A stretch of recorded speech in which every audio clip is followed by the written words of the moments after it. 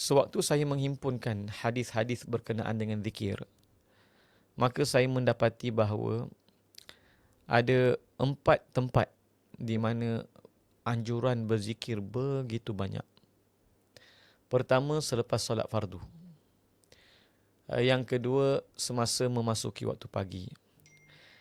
Dan tak ada khilaf memasuki waktu pagi itu adalah dengan masuknya waktu subuh. Yang ketiga, ketika memasuki waktu petang. Ketika memasuki waktu petang ni ada khilaf ulama. Ada yang kata lepas zuhur, ada yang kata lepas asar, ada yang kata lepas maghrib. Tapi yang masyhurnya memasuki waktu petang tu lepas asar. Dan yang ketiga, yang keempat adalah zikir sebelum tidur. Zikir sebelum tidur. Ya. Jadi ni 4 tempat yang begitu banyak anjuran berzikir. Okey, dan kalau nak tambah satu lagi boleh ketika waktu sahur.